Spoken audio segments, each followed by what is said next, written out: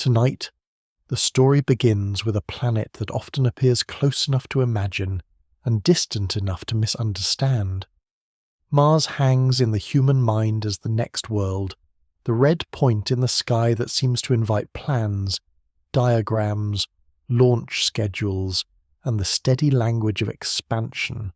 It is cold, dry, dusty, and hostile to life as humans know it, yet it remains the most practical destination beyond Earth for any serious attempt at human settlement. That word, practical, needs to be understood carefully. It does not mean easy. It does not mean safe. It does not mean that the journey resembles a visit.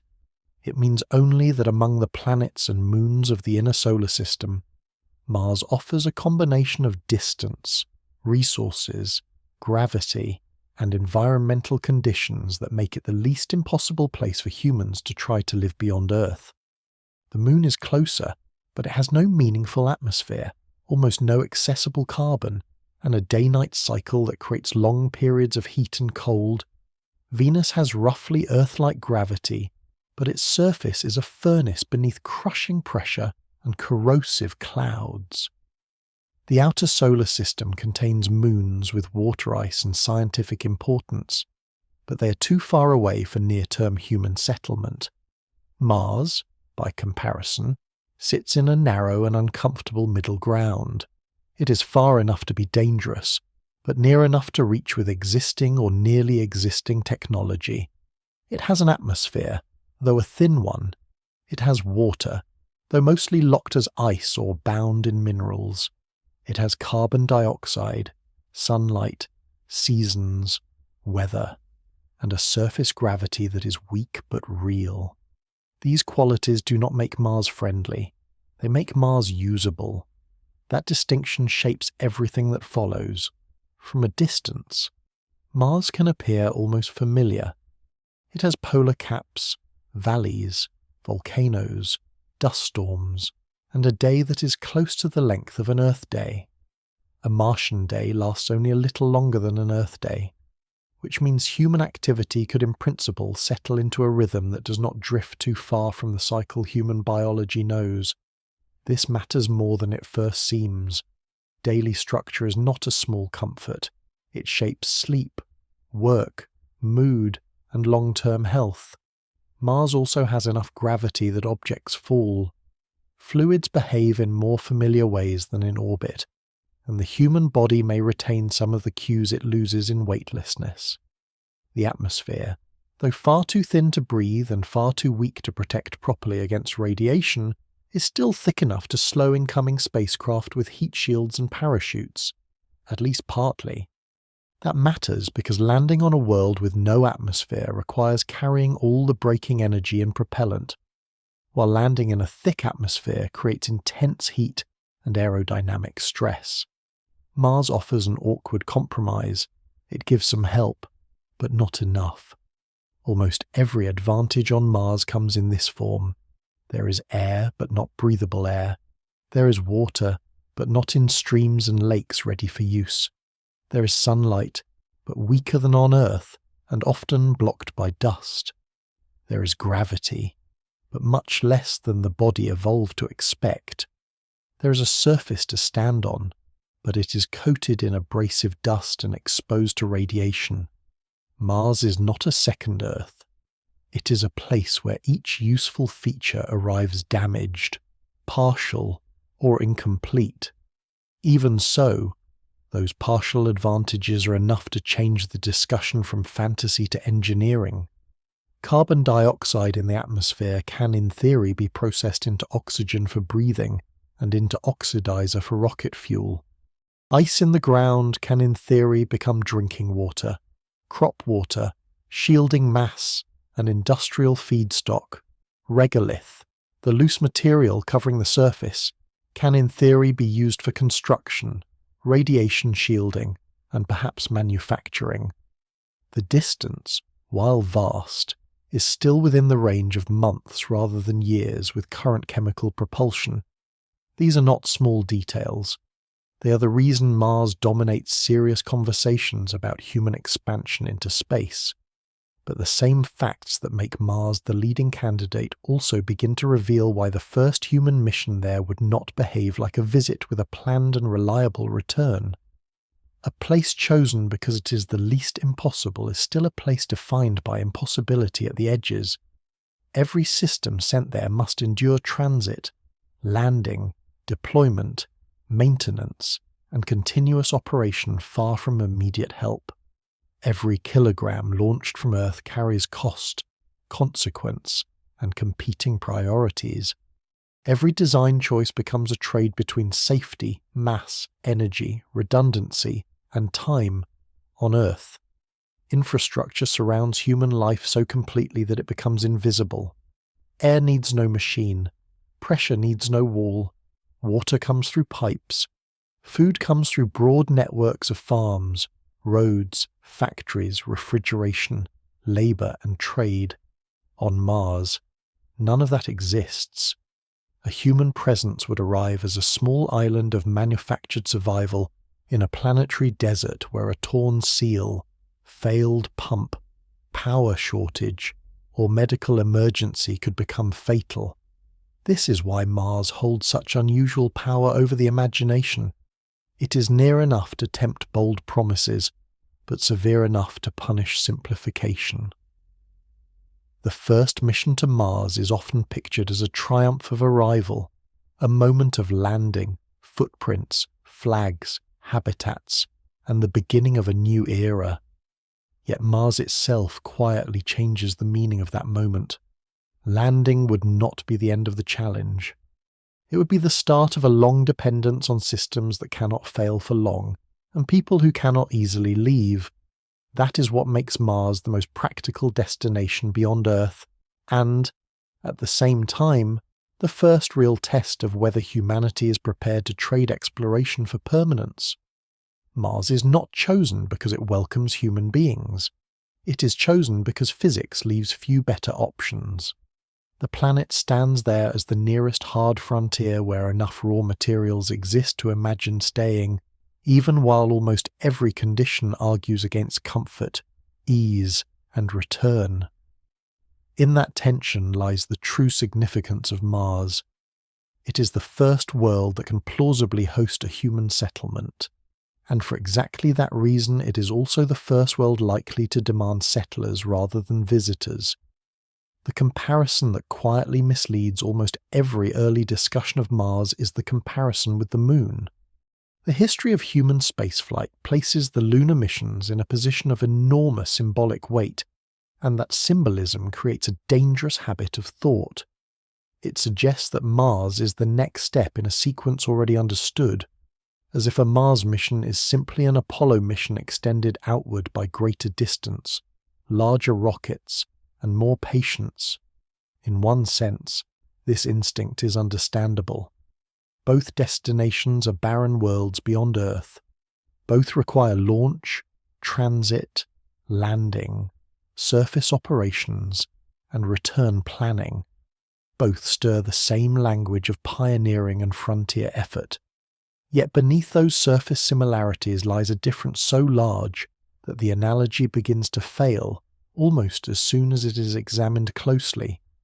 Apollo works because the Moon is close. Not close in an everyday sense, but close in a physical, operational, and psychological sense that changes nearly every risk. A mission to the Moon takes only days. Communication delay is so small that voices can move nearly in real time. Abort options, while narrow and dangerous, remain imaginable at several stages. Rescue, though not simple, stays inside the horizon of possibility. Hardware can be designed for short exposure. Human bodies can tolerate the journey without enduring months of weightlessness.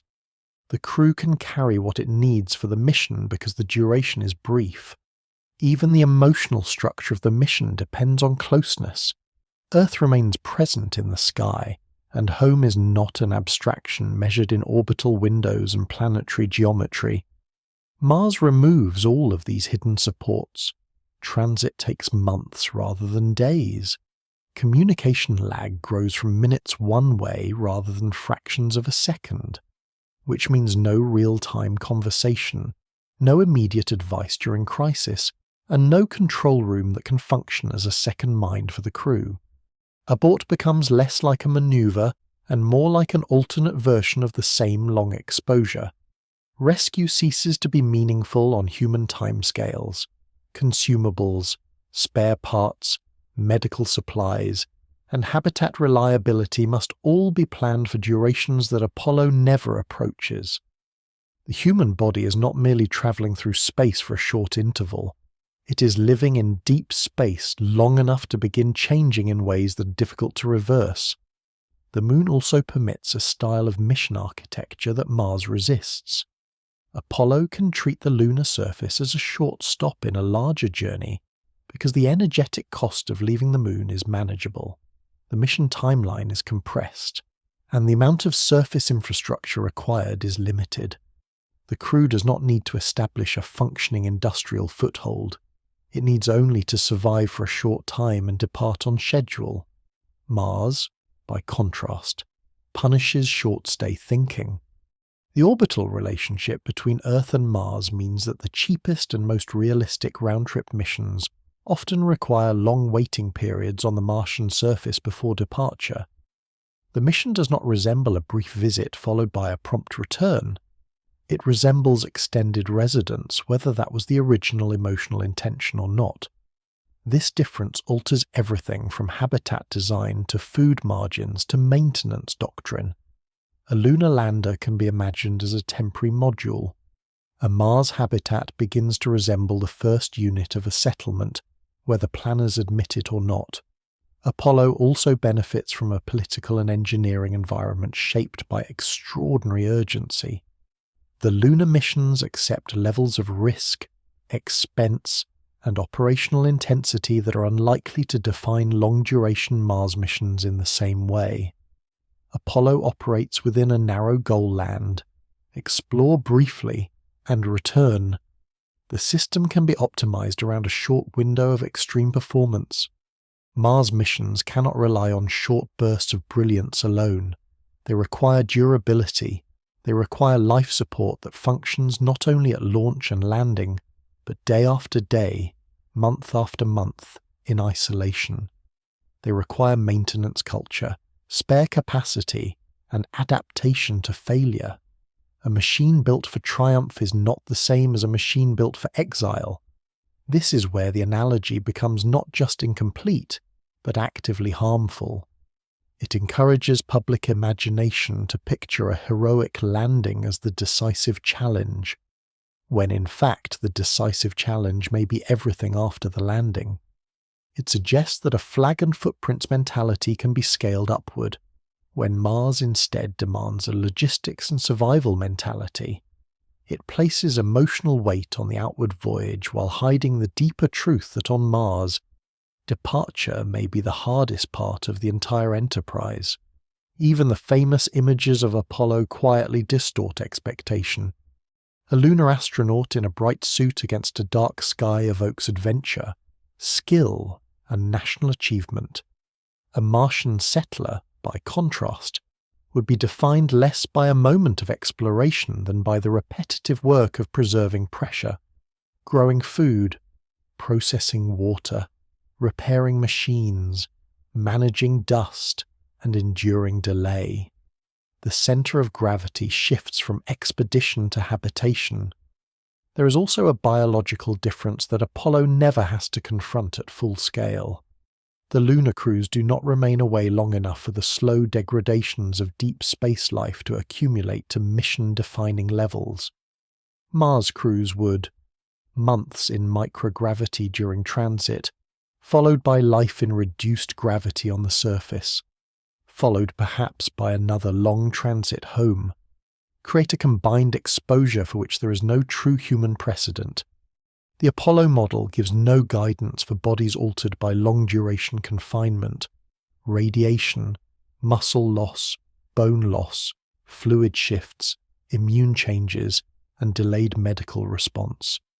It offers inspiration, but not operational similarity. The same is true for fuel and mass. Apollo can bring what it needs within a mission structure that stays barely within the reach of the Saturn system and the technology of its time. Mars rapidly drives mission design into much harsher arithmetic. Every added layer of safety raises mass. Every added mass raises propellant demand. Every added propellant demand reshapes the launch system and the cost. Apollo is difficult, but bounded. Mars is difficult in a more compounding way. One problem grows into the next. 1 kilogram echoes through the whole architecture. This is why the Moon should be understood not as a rehearsal for Mars, but as proof of a different class of mission. The Moon shows that humans can leave Earth, land on another world, and return. Mars asks a different question. It asks whether humans can survive prolonged separation from Earth while building enough local capability to make continued life possible. The first question leads to exploration. The second leads towards settlement. Apollo answers the first. It does not answer the second. And so the analogy, comforting as it may be, must be set aside. Mars is not the Moon with more distance. It is the first mission in which the meaning of going is inseparable from the possibility of staying. Distance in space is often pictured as a matter of empty separation, a clean number laid between two worlds. But for human beings, distance becomes time, and time becomes exposure. This is where Mars begins to reveal the true scale of its difficulty. The distance between Earth and Mars is not fixed. Both planets move around the Sun in different orbits and at different speeds, so the space between them changes constantly. At favourable moments, when the two planets are arranged on the same side of the Sun in a more efficient alignment, the journey is shorter. At other times, the path becomes far longer and far less practical. This means a Mars mission cannot depart whenever it wishes. It must wait for a launch window, a period when the geometry of the solar system allows a spacecraft to travel with the least impossible use of energy. Even then, the trip is not brief. With current or near-term chemical propulsion, a crewed mission to Mars would usually require many months in transit.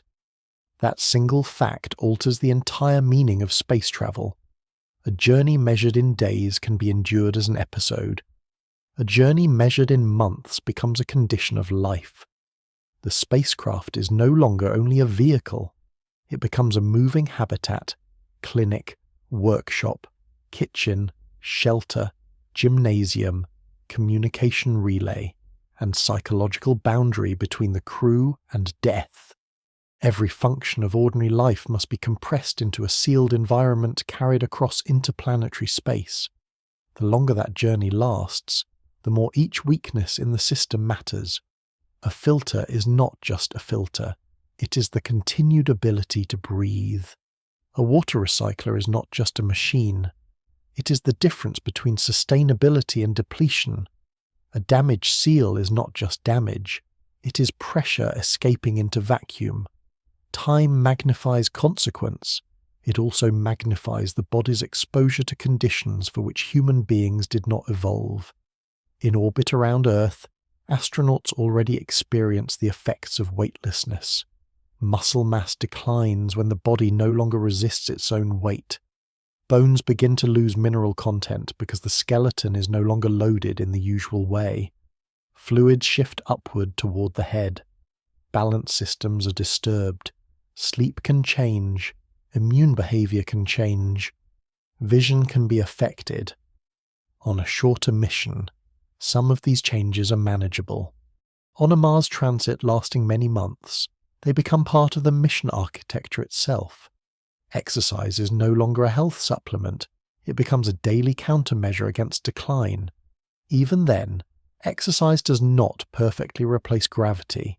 It slows loss, but it does not fully restore the conditions the human body expects. So the ship carries not only people, but the ongoing effort to prevent those people from becoming too weak to function well by the time they arrive. This is one of the quiet paradoxes of Mars travel. Arrival on another planet sounds like the climax of strength and capability, but the travellers may reach that planet after months of physical diminishment inside a machine. Time also changes the meaning of risk because it removes the possibility of quick return. A crew on the way to the moon can still imagine the home planet as operationally near. A crew on the way to Mars crosses a threshold beyond which turning back offers little emotional or practical simplification. The spacecraft is committed to a path through deep space, and every day of travel lengthens the chain of dependence on systems that must continue working without major failure. Spare parts help, training helps, redundancy helps. But none of these erase the reality that repair must largely come from within the crew and the hardware already on board. There is no nearby station to dock with, no fast rescue, no immediate replacement vehicle. The journey becomes an exercise in controlled vulnerability stretched across time. Communication delay adds another layer to this altered experience. Signals travelling at the speed of light still need minutes to cross the distance between the planets, and those minutes vary with the geometry of the orbits. A question cannot be asked and answered in the same breath. A problem cannot be observed on Earth and solved through direct step-by-step instruction in real time. The crew must operate with greater autonomy, not because autonomy is philosophically attractive, but because physics demands it. This matters especially in medicine, engineering failure, navigation contingencies, and human conflict. A crew that becomes ill, fatigued, anxious, or divided must often absorb the first burden of response alone, over many months. That isolation becomes part of the environment as surely as vacuum or radiation. There is also the matter of supplies. Longer missions consume more food, more replacement components, more packaging, more oxygen margin, more water processing capacity, and more energy for life support. Designers can reduce some of this burden through recycling systems, careful rationing, and efficient storage, but duration always pushes mass upward or resilience downward. The mission must either bring more or learn to need less. Usually it must do both. That trade becomes harsher because every kilogram launched from Earth affects the total mission architecture. A simple way to see this is that time does not merely add inconvenience. It reshapes the size and complexity of the ship itself. A vessel crossing interplanetary space for months must be larger, more redundant, more repairable, and more capable than a vessel built for a short excursion. Time becomes mass, and mass becomes cost, fuel, and engineering burden. Beyond all these technical effects lies a more human one. Months in transit mean months without weather, fresh air, natural sound, open distance, or unscripted change. The environment becomes repetitive in a way that can press against attention and mood. The same surfaces, the same routines, the same small volume of air and light repeat day after day. Earth grows visually absent, then emotionally abstract. Mars remains ahead, still distant, not yet a place but a destination. The crew lives in between worlds, no longer of one and not yet in the other. This psychological interval is not empty.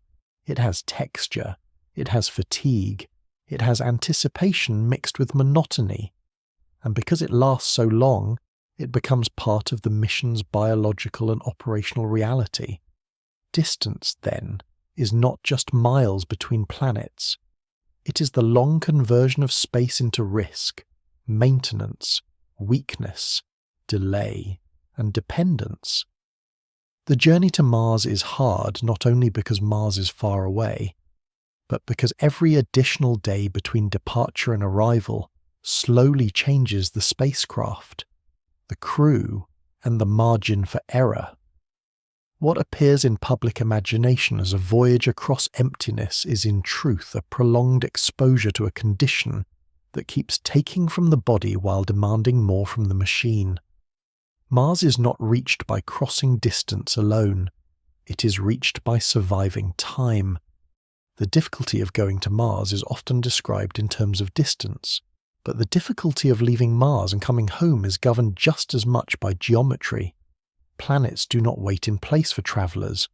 Earth and Mars circle the Sun on different paths and at different speeds, and any mission between them must obey that motion. A spacecraft does not simply point toward Mars, arrive, complete its work, and then reverse course whenever the crew is ready. It enters a moving system in which departure dates, arrival dates, and return dates are tied to orbital positions that continue changing every day. This quiet fact has profound consequences. It means that on Mars, return is not merely a question of having enough fuel or a working vehicle. It is also a question of whether the planets are arranged in a way that makes return possible without overwhelming energy cost. This is what turns a visit into a stay. The most efficient crewed missions to Mars usually rely on transfer paths that take advantage of planetary alignment. These launch windows do not happen continuously. They appear at intervals, when the relative positions of Earth and Mars allow a spacecraft to travel between them with less propellant than a direct high-energy path would require. The same logic applies in reverse. After a crew reaches Mars, Earth is not simply waiting in a convenient position for an immediate departure home. By the time the spacecraft arrives, the two planets continue moving, and the return path that minimizes fuel often does not open again for many months. So even a mission planned from the beginning as a round trip tends to include a long surface residence. That residence is not chosen because it is pleasant or because scientists wish to prolong the adventure. It is imposed by celestial mechanics. The crew may need to remain on Mars for more than a year before the next practical return opportunity appears. This changes the emotional shape of the mission. The phrase mission to Mars often suggests a voyage with a destination, an arrival, a period of work, and a departure.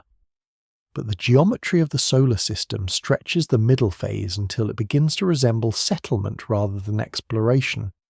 Once the crew has landed, they are not simply waiting for their tasks to finish.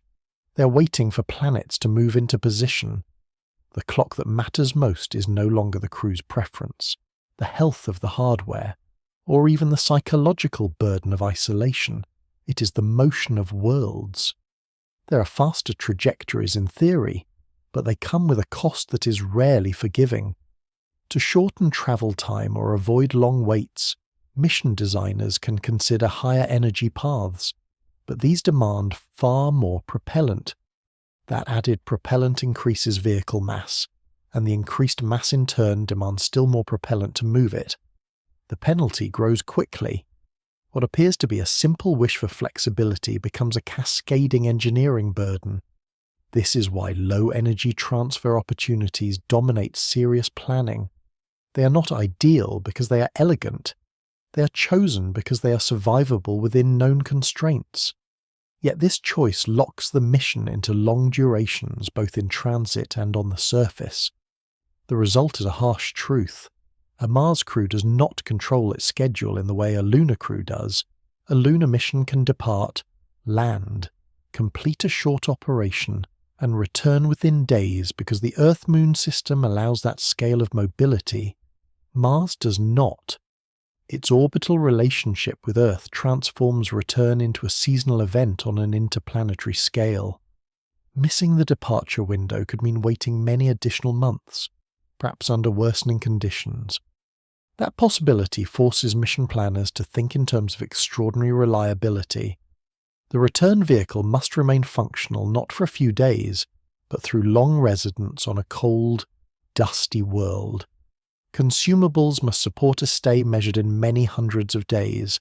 Power systems must endure storms, thermal cycles, wear, and aging. Habitats must continue protecting human life through isolation and maintenance stress. Medical contingencies must be absorbed locally because there is no quick evacuation. All of this follows from geometry as much as from engineering. The planets move, and human systems must survive long enough to wait on them. This is one reason the first human missions to Mars are so often described as exploratory, even though their practical structure begins to look like colonization. A crew that must remain for an extended period, rely on local operations, preserve infrastructure, and prepare carefully for a narrow future launch opportunity is already living inside the logic of permanence. The difference between a long-stay mission and an early settlement begins to blur. Both depend on robust surface systems. Both require food, water, air processing, shelter, repair capacity, and psychological endurance over long durations. Both are vulnerable to the same failures. The intention to come home may remain, but the lived reality is one of extended dependence on Mars itself.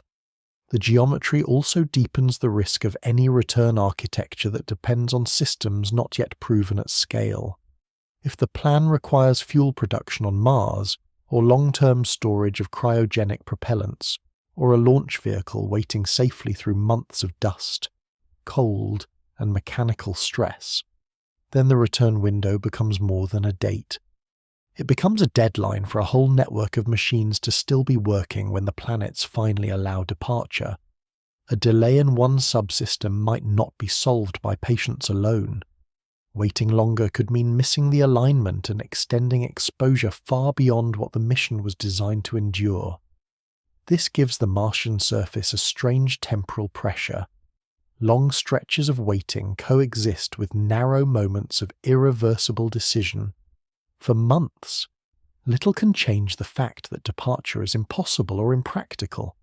Then, when the launch window opens, everything depends on being ready. If the vehicle cannot leave, then, the crew may face a future for which neither supplies nor biology nor psychology were intended. In this way, Mars return is not simply hard because it requires another launch from another planet. It is hard because that launch must occur inside a moving celestial schedule that human beings cannot negotiate with. Orbital mechanics has no sympathy for fatigue, illness, damaged equipment, or changing public will. It only sets the terms, and those terms favour missions that are prepared to endure Mars for long periods, not merely touch it and leave. The geometry of return therefore does more than complicate planning. It changes the nature of the enterprise. It pushes the first human missions away from the logic of temporary visitation and toward the logic of long habitation. A crew that goes to Mars does not merely travel across space. It enters a timing system so large and indifferent that coming home begins to look less like a guarantee and more like an option that must survive until the planets permit it. If distance turns into time and orbital geometry turns into waiting, then propulsion turns both of those burdens into arithmetic. This is where Mars missions enter one of the most unforgiving facts in all of spaceflight. Moving mass through space requires propellant, and propellant is itself mass, so the fuel needed for a mission becomes part of the weight that the mission must also move. The result is not a simple linear increase. It is a compounding burden that grows rapidly as more performance is demanded. This is the quiet law beneath the dream of returning from Mars, a spacecraft that must land on Mars, keep a crew alive there, launch back into Martian orbit, travel home, and then deliver the crew safely to Earth is not just a vehicle. It is a layered stack of requirements, each one adding mass to the next, and each kilogram introduced for safety, comfort, redundancy, science, or return capability echoes backward through the whole system. The central idea is sometimes called the rocket equation, but the name can hide how brutal the effect really is. A rocket does not carry fuel in a way that resembles an automobile carrying gasoline.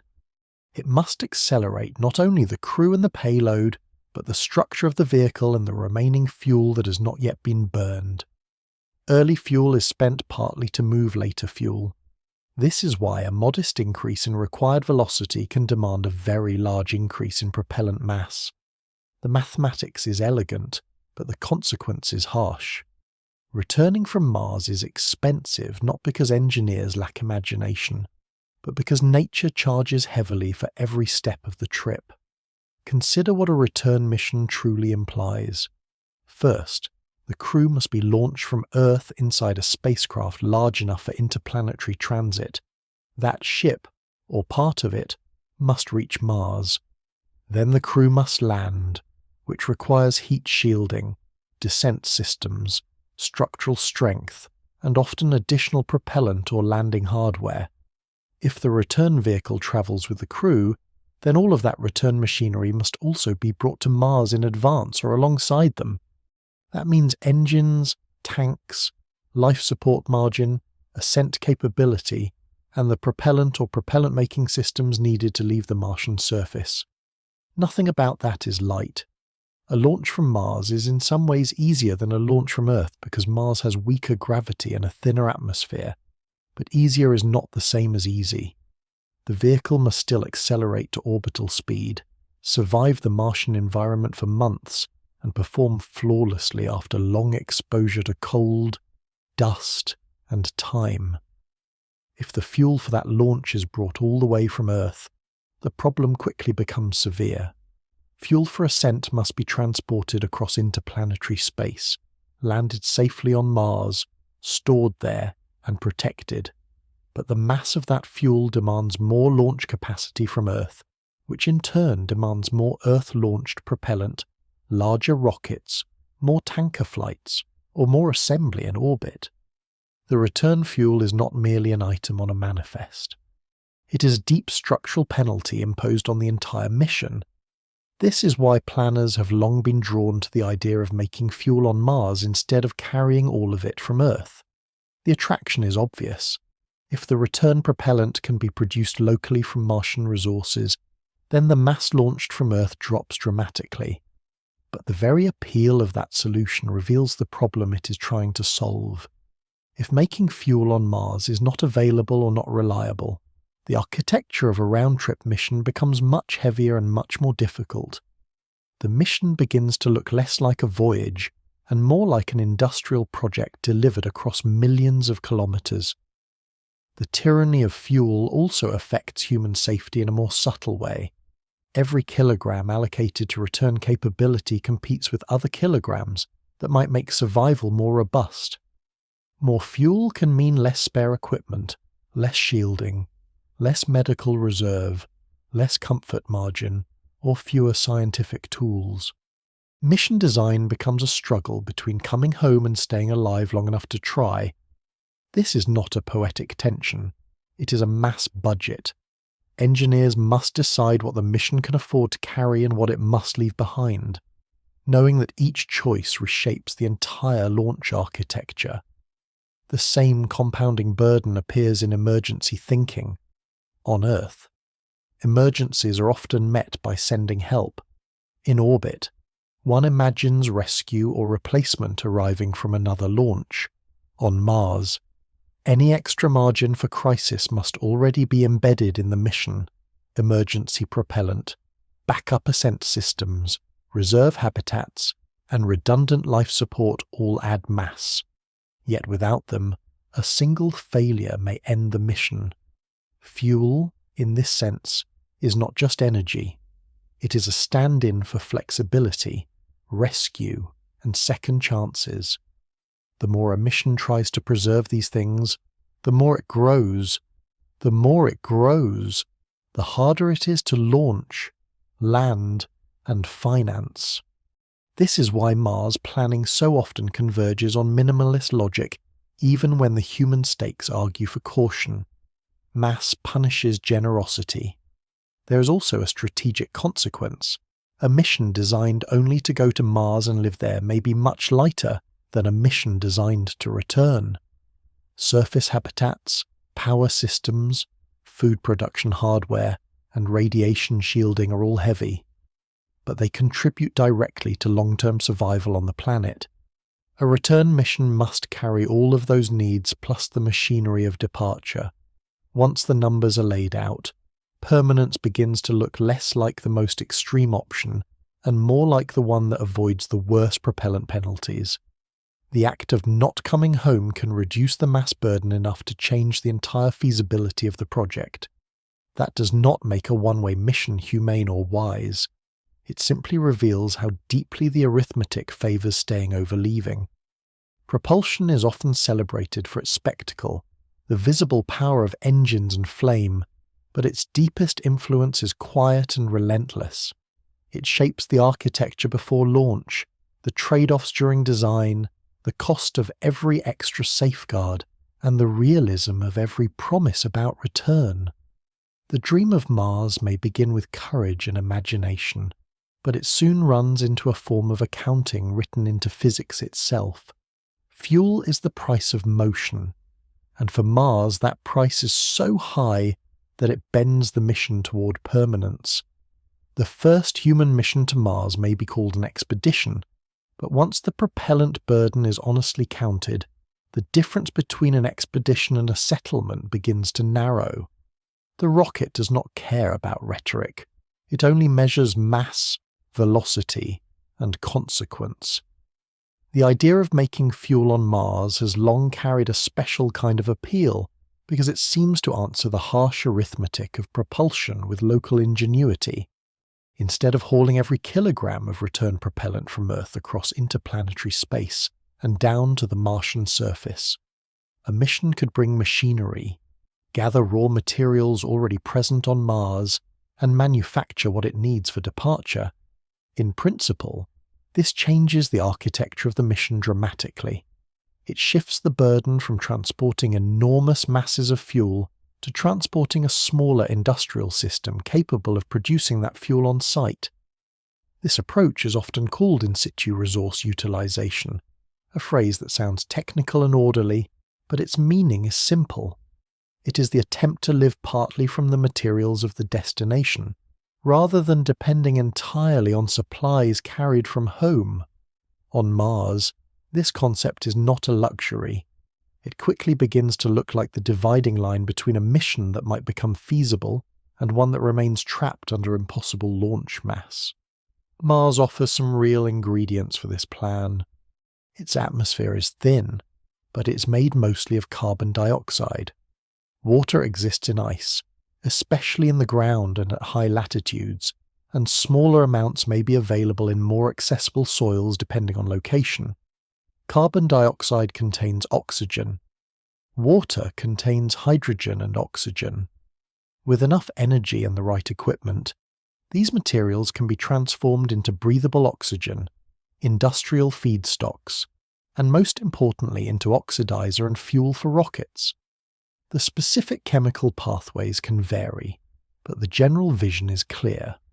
Robotic systems would arrive before the crew, begin collecting local resources, run processing equipment for months or years, and fill tanks so that when astronauts land on Mars, the means of departure is already waiting. In this version of the future, Mars is not just a place to visit, it is a place that participates in the mission by supplying the raw matter needed to leave it. The elegance of this vision is undeniable. It is one of the few ideas in Mars planning that seems to strike directly at the most punishing mass problem. Yet that elegance can also hide how fragile the whole arrangement becomes once it is translated from theory into operations.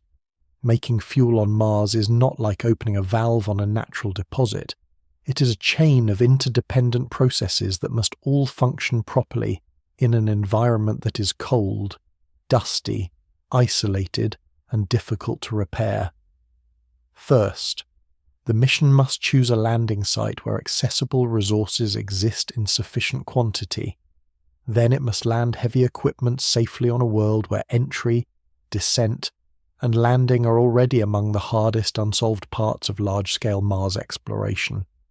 Then that equipment must deploy correctly, survive thermal cycling, draw power continuously, collect atmosphere or excavate water-bearing material, process it, separate useful products, store them safely, and keep operating for long periods with minimal human maintenance or with no human presence at all if it arrives in advance of the crew. Each step can appear manageable when considered alone. Together they form a vulnerable industrial chain on another planet. The dependence on power is especially important. Fuel production requires energy, and not small amounts. On Mars, solar power is available, but sunlight is weaker than on Earth and can be reduced further by dust in the atmosphere or dust settling on panels. Nuclear systems could provide steadier energy, but they introduce other engineering, political, and safety considerations. Either way, energy must be generated consistently enough to support long-duration processing. A short interruption may be manageable.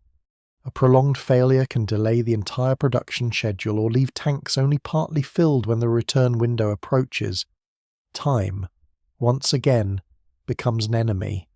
The fuel plant must not simply work, it must work early enough, steadily enough, and long enough to produce confidence that departure will truly be possible when needed.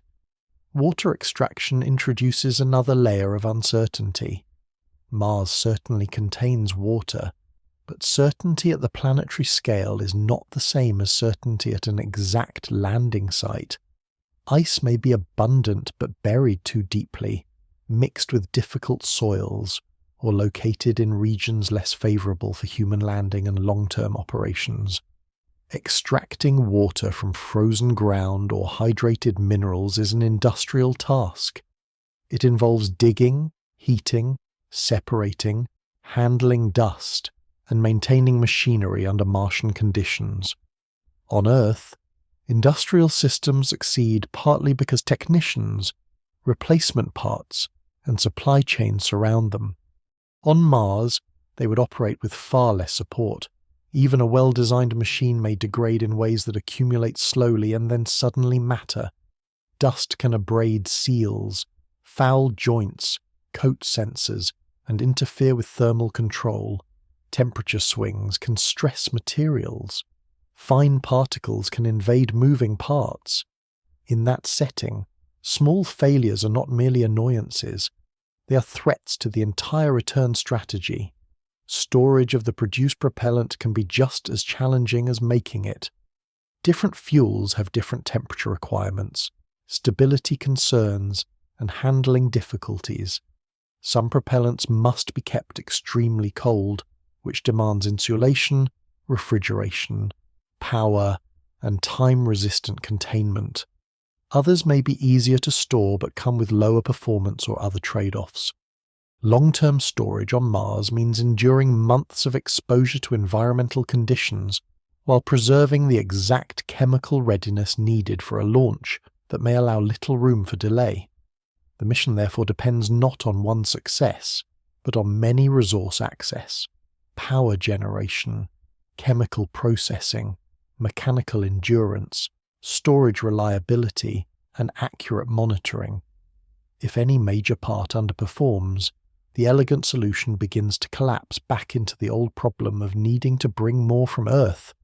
That is why in situ resource utilization, despite its promise, does not simply solve the Mars return problem, it moves the difficulty from one domain into another. Instead of paying the full price in launch mass, the mission pays in complexity, uncertainty, and dependence on remote industry. This trade may still be worthwhile. In fact, it may be essential. But it changes the character of the mission in a revealing way. A crew depending on fuel made on Mars is not participating in a brief expedition with a return ticket already secured. It is living inside an experiment in off-world production whose success determines whether departure is possible at all. The return journey, in that sense, begins long before launch from Mars. It begins with machines surviving in the dust and cold, turning thin air and hidden ice into hope.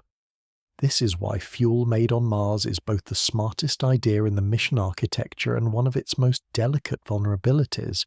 It offers a path home, but only by demanding that the first human mission act partly like a settlement before the crew has even arrived. The human body is not built for weightlessness. It is built under the steady pull of Earth, where every movement quietly trains muscle, loads bone, guides balance, shapes circulation, and helps countless internal systems maintain their ordinary rhythm. On Earth, standing is work, Walking is work, lifting an arm is work, and even resting posture is organized against gravity. In orbit or in deep space, much of that constant demand disappears. At first, the absence can seem almost graceful. Motion becomes effortless. Objects drift. The body no longer feels its own weight pressing downward. Yet what begins as ease slowly reveals itself as loss. The body interprets the environment with ruthless honesty. If gravity no longer requires strength, then strength becomes expensive tissue to maintain. If the skeleton no longer bears ordinary load, then dense bone becomes less necessary.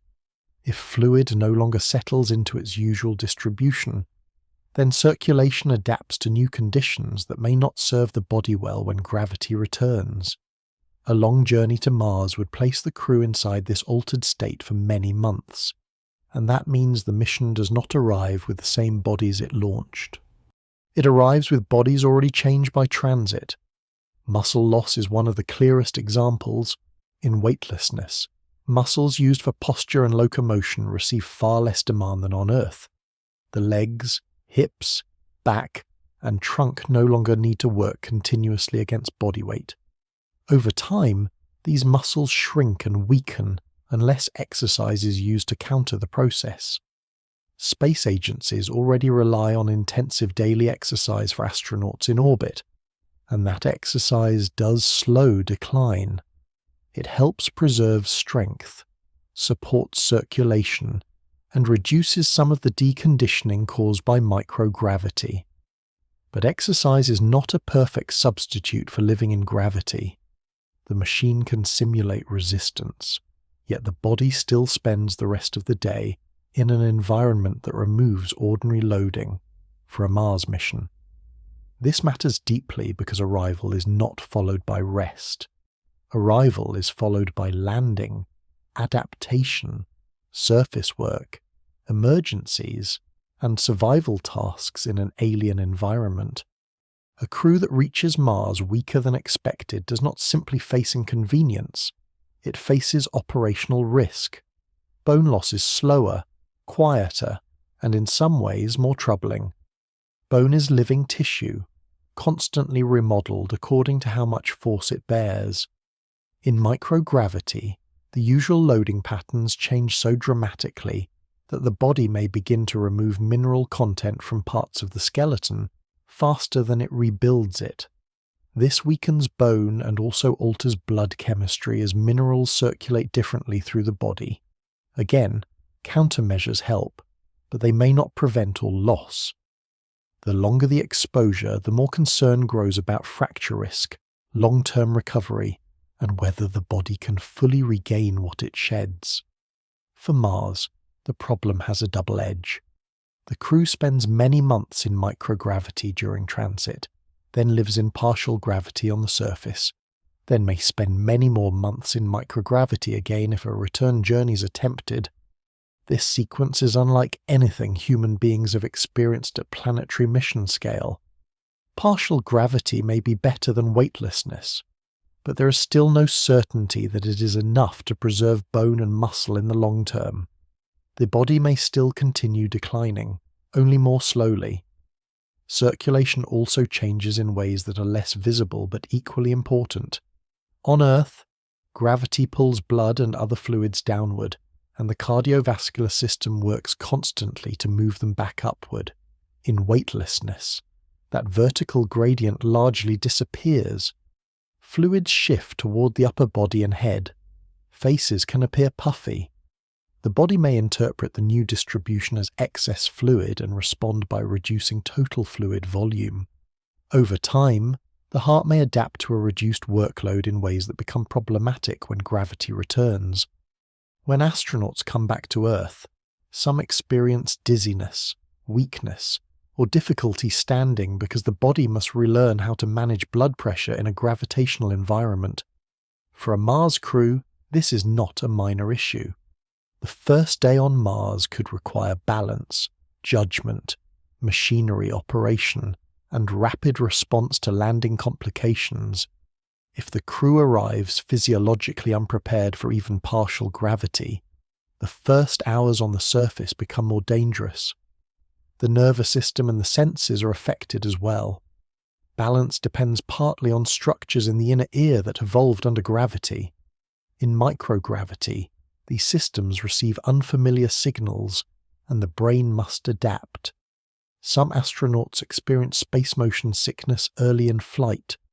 Later, on return to gravity, coordination and spatial orientation can again become unstable.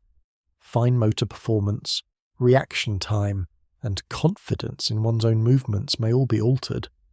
A Mars mission would demand repeated adaptation, first to launch, then to microgravity, then to Mars gravity, and perhaps later back to Earth gravity. Each transition places stress on the body and the brain. Vision may also change. Long-duration spaceflight has been associated with shifts in eye structure and visual function in some astronauts, likely related in part to fluid redistribution and pressure changes in the head. The exact mechanisms remain under active study, and not every crew member is affected in the same way. But the concern is serious because vision is essential for navigation, maintenance, scientific observation, and emergency procedure. A mission to Mars cannot afford to treat vision changes as a minor side effect. They would affect the daily competence of the crew inside a high-risk environment. The immune system appears to change in space too. Stress, radiation, altered sleep, confinement, and microgravity may together influence how the body responds to infection and inflammation. Wound healing may also be affected.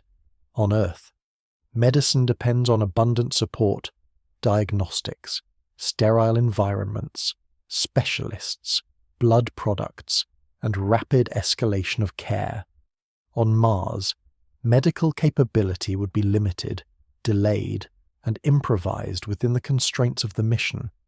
A body made more fragile by transit is therefore entering a setting where medicine is less capable exactly when it may be needed most. This is the central biological truth of the voyage. Mars is not reached by healthy bodies passing unchanged through empty space. It is reached by bodies that have been living for months in an environment that continuously erodes the conditions of ordinary human strength. The crew can train, exercise, monitor, and resist that erosion, but they cannot completely escape it. And this changes the meaning of the first human landing on Mars. It would not be a simple display of physical triumph. It would be the arrival of already adapted, already diminished human bodies stepping into a world that still asks more of them. The long transit through microgravity does not merely precede the mission on Mars, it becomes part of Mars itself, written into the muscles, bones, blood, balance, and endurance of everyone who lands. Mars offers gravity, but not enough to erase the biological damage of transit, and not enough to promise that the human body can remain healthy there across long spans of time.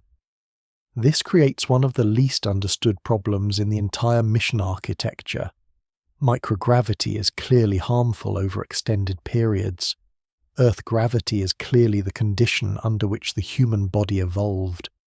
Between those two states lies the gravity of Mars, weaker than Earth by a large margin, yet strong enough to change how bodies move, stand, and function compared with free fall in space.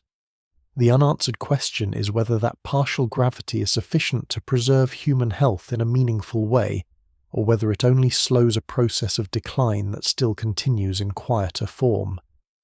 The answer matters because the first human mission to Mars would not merely visit the surface for a few hours or days. It would likely remain there for many months. During that time, the crew would work, sleep, eat, repair equipment, respond to emergencies, and prepare for a possible return. Every one of those activities depends on bodies that can endure partial gravity without steadily losing too much capacity. When a crew first lands on Mars after many months in transit, the immediate difference would likely feel profound. Even weak gravity is still gravity. The body would no longer float. Objects would have weight. Walking, lifting, kneeling, and standing would again require controlled posture and force. For the crew, this could be both helpful and hazardous. It may help circulation regain some of the structure lost in transit. It may restore more familiar movement patterns. It may make exercise more natural and life inside a habitat more psychologically grounded. But it would also confront the body with demands it has not felt for months. A person weakened by microgravity may arrive on Mars not as a fresh explorer, but as someone entering rehabilitation while also needing to perform difficult work in a life-critical environment. Fatigue, awkward movement, reduced strength, and uncertain balance could turn simple tasks into serious effort during the first days of surface operations. Whether the body improves over time on Mars depends on a question that remains only partly answered by current evidence. Human beings have lived in microgravity for many months, and humans have briefly lived in lunar gravity during the Apollo era, but no one has ever lived for long periods in Martian gravity. There is therefore a major biological gap in direct knowledge. Scientists can infer, compare, model, and study animals or mechanical analogues. But these methods do not fully resolve what a human body would do after many months or years at that level of gravity. It is possible that Mars gravity provides enough loading to preserve some muscle, support some cardiovascular stability, and reduce some of the bone loss seen in free fall. It is also possible that the level remains too low to maintain full long-term health, especially in the skeleton circulation and developmental systems. The concern grows even more serious when the mission is imagined not as a one-time expedition, but as the start of permanent settlement. A body can survive a period of strain and recover later on Earth, but a settler on Mars may not have that option. If muscle mass slowly declines despite exercise, if bones continue to lose strength, if the heart and blood vessels adapt in ways suited to Mars but not to Earth, then long residence on Mars may create a population increasingly shaped by that environment. For a one-way mission, this may be survivable. For a return mission, it may become a hidden trap. The crew might be able to live on Mars for many months and still become less capable of surviving the journey home and the readaptation to Earth gravity afterward. In that sense, Mars gravity may be enough for staying and not enough for coming back. The challenge is not only strength but also coordination and injury risk. Surface work on Mars would require suits, tools, vehicles, maintenance, habitat transitions, and emergency procedures. Suits are heavy and restrictive even in reduced gravity. The human body inside them must still brace, step, twist, and recover from slips or impacts. A person with compromised muscle strength or altered balance could be at greater risk during extravehicular activity. Falls, strains, and repetitive stress injuries may become harder to avoid and harder to treat. The dust-covered terrain, uneven ground, and confined infrastructure would all amplify those risks. Partial gravity may reduce some stresses compared with Earth, but it may also create new awkward ones by making motion feel lighter while not fully restoring control. Reproduction and development introduce even deeper uncertainty. If permanent settlement is considered seriously, then the question extends beyond whether adults can survive in Martian gravity. It includes whether pregnancy, fetal development, childhood growth, and long-term maturation can occur safely under reduced gravitational conditions. At present, there is no direct human evidence. Bone growth, organ development, balance systems, circulation, and countless subtle biological pathways evolved under Earth gravity. It remains uncertain how these systems would behave through a full life cycle on Mars. This uncertainty alone complicates any confident claim that Mars can quickly become a self-sustaining human colony, in the fullest sense. The body may tolerate Mars, it may adapt to Mars, But adaptation is not necessarily the same as thriving. There is also a paradox in the idea of return. A crew that lives for a long period on Mars may become more locally functional there than it would be immediately on Earth. Muscles and circulation may adapt to the Martian environment in ways that help on the surface, but leave the body underprepared for the much stronger gravitational pull of Earth. Returning astronauts could face severe weakness, balance instability, cardiovascular strain, and prolonged rehabilitation. In the worst case, those who have survived Mars might become partly biologically stranded by adaptation itself.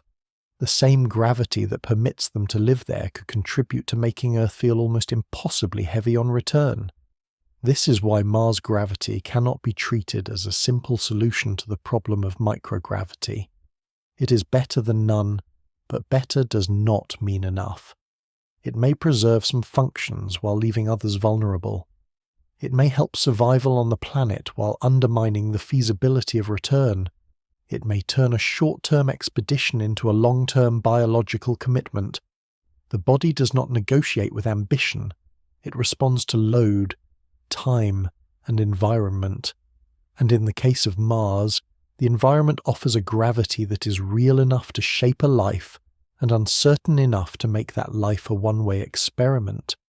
For the first human mission, this uncertainty matters at every level. It affects training, medical planning, habitat design, surface operations, and the deepest question of all, whether a human being who goes to Mars can truly remain a returnable human in the full physical sense, or whether living there begins, little by little, to make staying the more realistic path.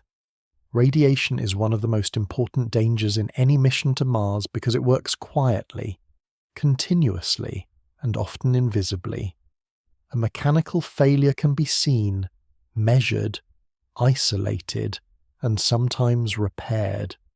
Radiation is different. It passes through the body in particles and energy that cannot be sensed directly. Yet it can alter cells, damage tissue, increase long-term cancer risk, affect the nervous system, and complicate almost every assumption about safe human travel beyond Earth. On Earth, life exists beneath layers of protection that are so familiar they rarely feel like protection at all. The atmosphere absorbs and scatters much of the high-energy radiation arriving from space. The planet's magnetic field deflects many charged particles that would otherwise strike the surface more directly.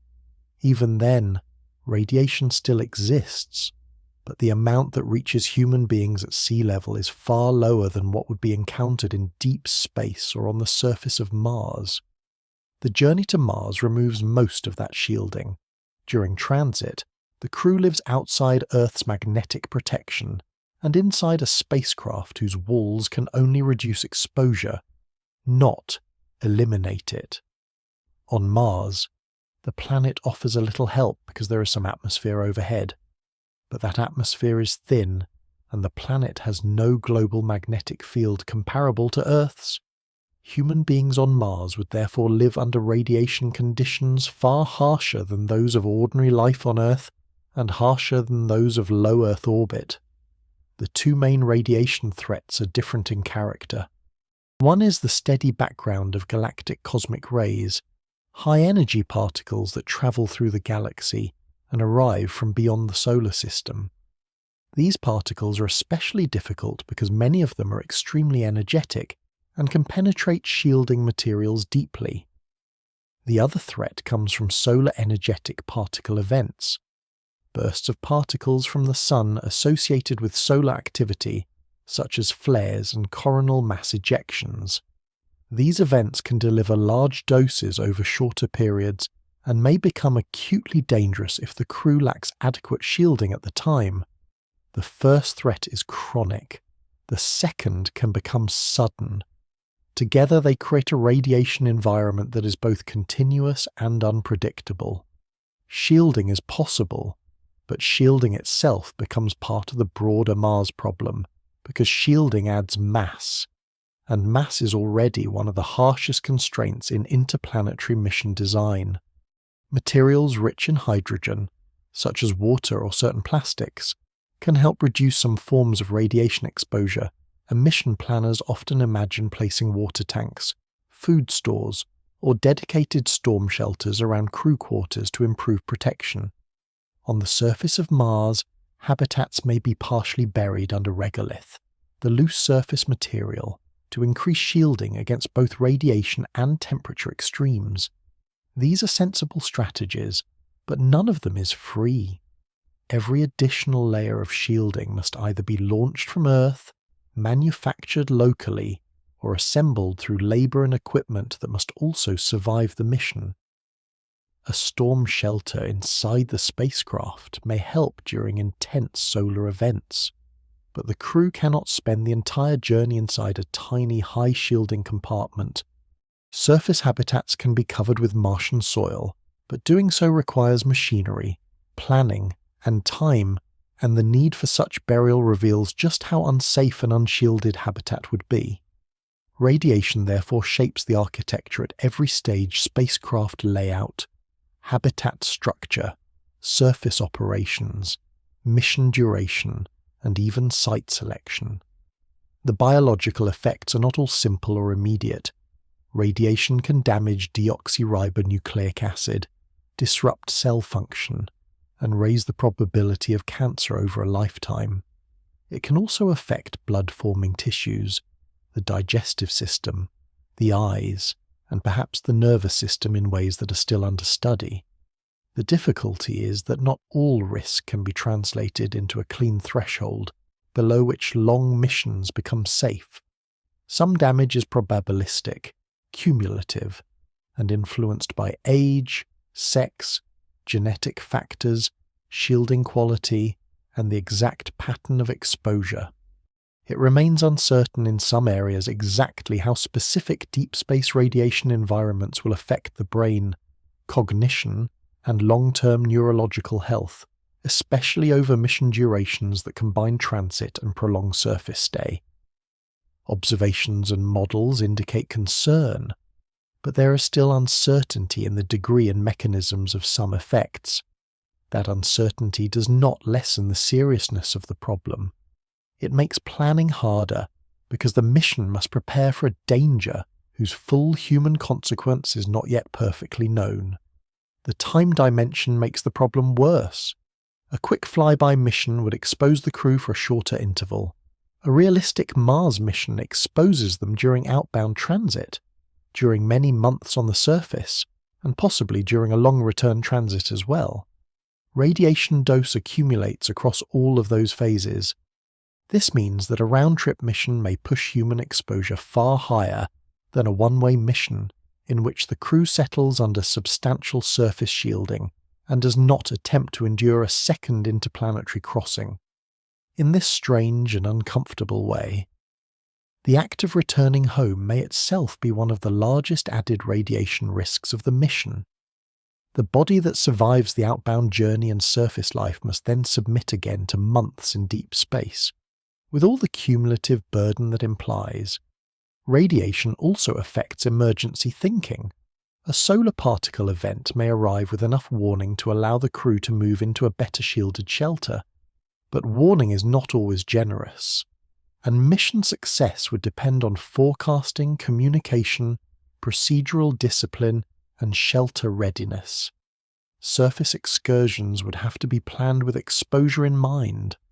Habitat breaches, power failures, or suit problems become more dangerous in a radiation environment where time outside protection carries additional cost. Even the choice of where astronauts sleep, where supplies are stored, and how often they venture outside would be shaped by invisible particles moving through the mission at all times. On Earth, the sky is rarely imagined as a source of damage at the cellular scale. On Mars and deep space, it must be. This changes the emotional meaning of the mission as much as the engineering. The danger is not only in engines, impact, or human error. It is in prolonged existence beyond the natural shields that made complex life possible on Earth. A Mars crew would therefore live inside a trade between exposure and practicality. They would try to reduce risk through shielding, timing, shelter design, and perhaps site-specific protection. But no realistic mission can reduce deep space radiation to ordinary Earth levels. Some price would still be paid in biology. The longer the mission, the greater that price tends to become. This is why radiation is not a side issue in Mars planning. It is one of the forces that pushes the mission toward permanence. If a second-long deep space transit adds major cumulative risk, then the logic of not returning begins to harden. A settlement buried under regolith may eventually provide better protection than a spacecraft crossing empty space. The first human mission to Mars might therefore discover that the greatest danger is not only reaching the planet or surviving on it, but trying to cross the lethal openness between worlds twice. Survival on Mars depends less on heroic moments than on the uninterrupted success of ordinary systems. Air must keep flowing. Water must keep cycling. Waste must be removed or processed. Food must remain sufficient in both quantity and quality. Temperature must stay within a narrow range. Pressure must be maintained. Power must continue. Filters must work. Seals must hold. On Earth, these conditions surround daily life so completely that they disappear into habit. On Mars, they become the central fact of existence. Every breath would be mediated by technology. Every cup of water would have a history of recovery, purification, storage, and control. Every meal would represent not only agriculture or packaged supply, but the functioning of a larger ecosystem made artificial, because the planet outside offers almost nothing directly usable without transformation. This is why closed-loop survival is so important to any serious Mars mission. The term refers to systems designed to recycle as much as possible, rather than consuming supplies once and discarding them. In a closed-loop system, water from breath, sweat, urine, hygiene, and other sources is recovered, cleaned, and reused. Air is monitored and refreshed by removing carbon dioxide and replacing oxygen. Waste becomes a material stream to be processed rather than a simple disposal problem. Food production, if attempted, may connect to water and atmospheric cycles by using carbon dioxide, moisture, light, and nutrients in controlled environments. The closer a system approaches this kind of internal cycling, the less dependent it becomes on constant resupply from Earth. For a Mars mission, this is not a matter of elegance, it is a matter of mass, distance, and survival. A crew that tries to live entirely from one-time supplies carried from Earth would quickly face severe burdens in launch mass and mission fragility. Recycling reduces that burden, but it also creates a new one. It makes survival dependent on machines that must continue working in isolation for very long periods. On a short mission in low Earth orbit, recycling systems can be supplemented by regular cargo deliveries, spare parts, and the possibility of crew return if major failures occur. On Mars, the same failure unfolds under different conditions. Resupply is rare, slow, and expensive. Evacuation is not realistically available. Spare parts can only cover what was anticipated. Improvisation becomes a core survival skill, a water processor that loses efficiency, a carbon dioxide scrubber that degrades, a microbial contamination problem in the loop, or a crop system that underperforms would not simply inconvenience the crew. It would begin to eat into the mission's margin for continued life. Closed-loop survival therefore has a paradox at its center. The more the mission depends on recycling to make long stays possible, the more vulnerable it becomes to the failure of the recycling chain itself. Water is perhaps the clearest example. A human being can survive only a short time without it, and daily use extends far beyond drinking. Water is needed for hygiene, food preparation, medical treatment, and potentially thermal management and shielding. Carrying all needed water from Earth for a long Mars mission would be profoundly expensive in mass.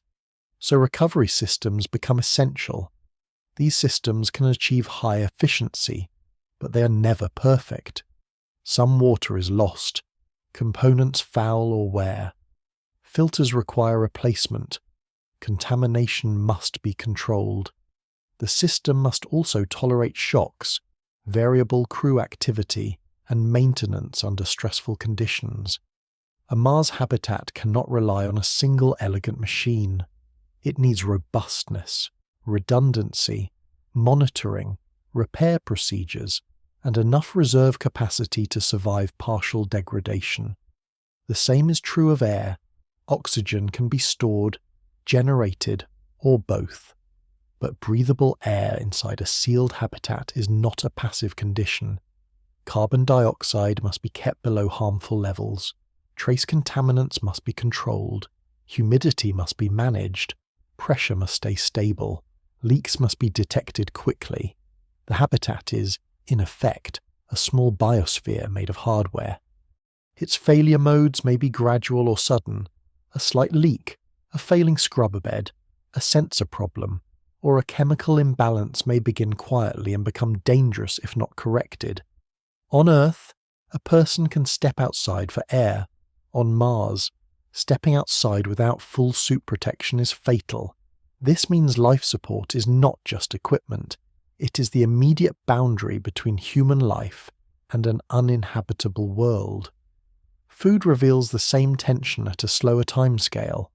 A mission can carry packaged food for long durations, but food mass grows with crew size and mission length, and packaged diets also degrade in freshness, nutritional stability, and psychological value over time.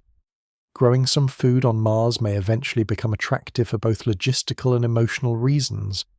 Plants can contribute oxygen, humidity, structure to routine, and dietary variety. Yet food production is itself a demanding life support system.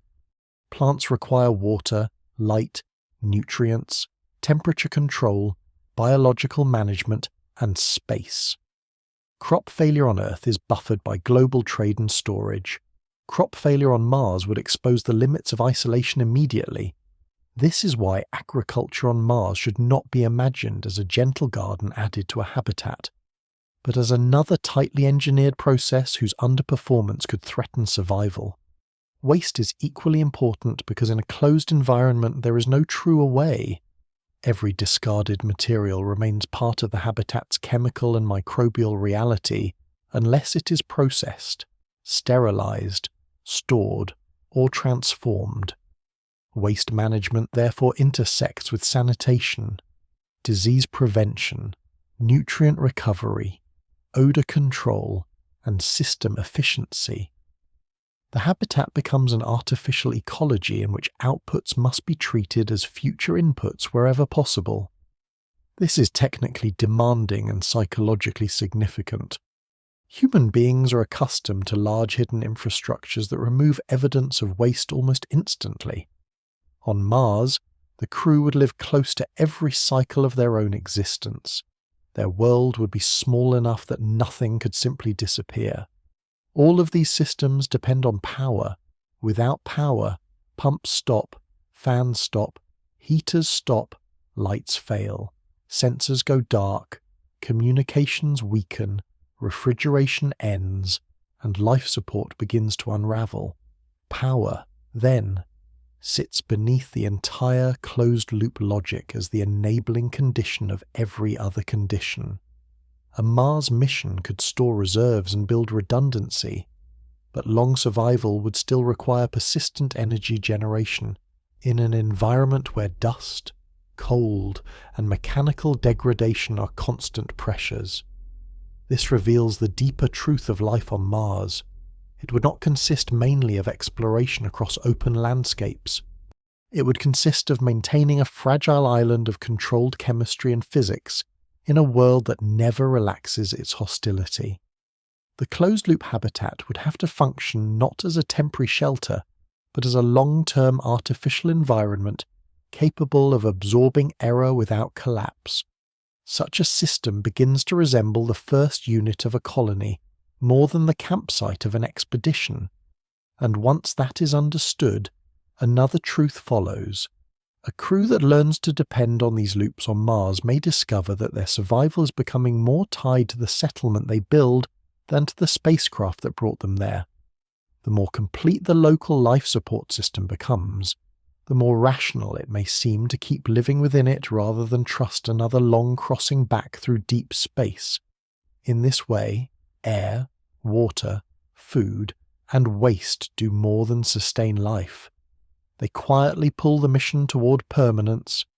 Once the engineering, biology, and survival demands of a Mars mission are examined closely, the question of cost begins to change shape.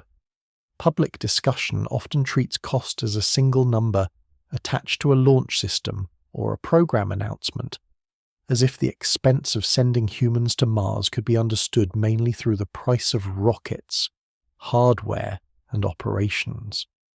But the deeper economic question is not simply how much a Mars mission costs. It is what kind of Mars mission becomes most rational once the major costs are honestly compared. A mission designed to land people on Mars and bring them home safely is not merely more expensive than a mission designed to land people and keep them alive there. It may be expensive in a way that compounds across every level of architecture. Return is not an added line item. It is a second mission nested inside the first one. A round-trip plan requires everything a one-way settlement plan requires for arrival and surface survival, plus the entire machinery of departure, ascent, rendezvous or direct return, additional shielding and consumables for another long deep space transit, and the mass and complexity needed to keep that capability functional after a prolonged stay on Mars. The economic weight of that added structure is profound. A mission that sends people to Mars for permanent or semi-permanent settlement must still pay enormous costs. It must launch habitats, power systems, communications, life support, medical supplies, food or food production systems, protective structures, tools, spare parts, and likely robotic cargo well in advance of the crew. It may still need heavy launch capacity, orbital assembly, tanker flights, and years of preparation. Nothing about settlement is cheap, but once return is removed from the basic requirement, the entire architecture changes. The mission no longer needs to land a fully fueled ascent vehicle, or the industrial capacity to produce all of its departure propellant by a fixed deadline. It no longer needs to preserve the crew's bodies for an additional interplanetary transit with the same strict return standards. It no longer needs to allocate so much mass to the possibility of leaving. Instead, more of the launched mass can be devoted directly to staying alive, expanding infrastructure, building redundancy, and improving long-term survivability on the surface. In other words, money spent on permanence may do more immediate practical work than money spent on return. This does not make permanence cheaper in every sense, but it can make it more efficient per unit of lived time on Mars. A round-trip expedition pays heavily for the symbolism of coming home. A settlement mission pays for continuity. This difference becomes clearer when mass, risk, and schedule are translated into budgets. Every kilogram launched from Earth costs money not only because of the hardware itself, but because it demands lift capacity, propellant, testing, integration, and often backup systems. Return architecture is especially expensive because it has to remain highly reliable after long exposure to the Martian environment. The ascent vehicle cannot be allowed to become a fragile afterthought. It must be among the most dependable pieces of the entire mission, precisely because failure would strand the crew. That requirement drives up quality demands, redundancy, storage protection, monitoring systems, and perhaps pre-deployed infrastructure. All of that carries cost. Even worse, it carries time. And time is itself expensive in large technical programs because delays ripple through labor, contracts, launch manifests, operations, and political patience. A settlement-first architecture may still face delays, but its economic logic is at least aligned with the idea that infrastructure built today continues to serve those who arrive later. A return vehicle, by contrast, serves a narrower purpose and may sit idle for long periods as a costly insurance policy that must still work perfectly when called upon. There is also a strategic investment difference. If the first missions are treated as the beginning of a permanent human foothold, then cargo delivered to Mars can be understood as capital placed into a growing off-world base. Power systems, excavation tools, construction machinery, shielding materials, greenhouses, storage tanks, and communication arrays continue adding value over time if later crews arrive. The colony benefits from accumulated infrastructure. A classic expeditionary model benefits less from accumulation because much of what is sent is tied to the safe completion of a specific round trip. This makes settlement economics resemble the economics of front-loaded infrastructure development. While return missions resemble repeated premium cost expeditions, neither path avoids tremendous spending, but one path may generate more enduring capacity per mission. Another hidden cost lies in standards. A mission that promises return must satisfy public, political, ethical, and institutional expectations surrounding crew rescue, survivability, and post-mission recovery. These expectations are understandable and humane, but they are also expensive. The crew must remain medically viable not only to work on Mars, but to survive launch from Mars, many more months in transit, and the transition back to Earth. This raises the demand for shielding, medical support, exercise systems, habitat volume, and consumable margins. A one-way mission is ethically more severe, but in purely economic terms it may be less constrained by the need to preserve human bodies for the entire round-trip cycle.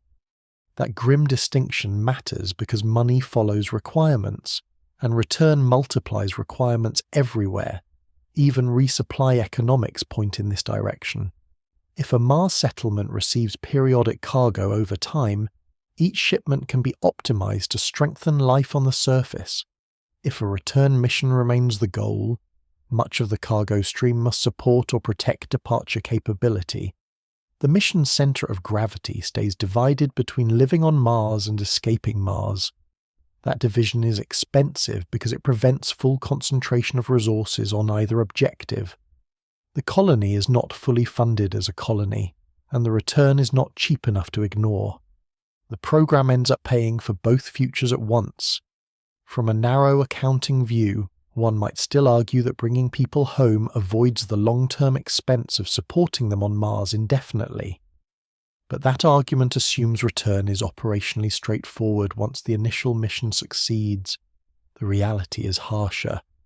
The cost of making return possible at all may be so high that the supposed savings diminish or disappear, especially when compared with a settlement strategy, in which each mission builds a larger support base for those already there.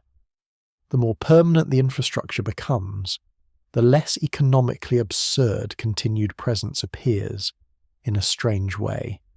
The very cost of coming home can make staying feel fiscally coherent. This is not a comforting conclusion. It does not suggest that one-way missions are morally simple or politically easy. It suggests something colder. Once the numbers are arranged honestly, the economics of Mars begin to favor persistence over reversal. A mission that lands and remains may still be terribly expensive, but at least its spending accumulates into a world that can sustain more life later. A mission that lands and returns spends enormous wealth to undo its own presence. This is why the cost of coming home matters so much. It reveals that the first human mission to Mars may be pulled toward colony logic not only by physics and biology, but by economics. The price of return is not merely high.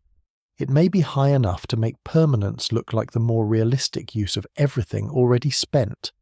A landing party can survive with stored supplies, disciplined routines, and a carefully protected habitat for a limited time.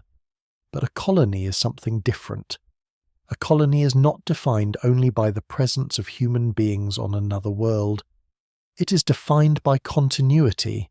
It must be able to absorb failure, extend itself through time, and remain viable beyond the original mission plan.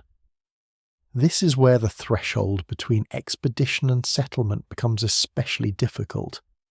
The first human mission to Mars may arrive under the language of exploration, but if return is uncertain or deferred, then the real challenge is no longer whether people can land and live there for a while.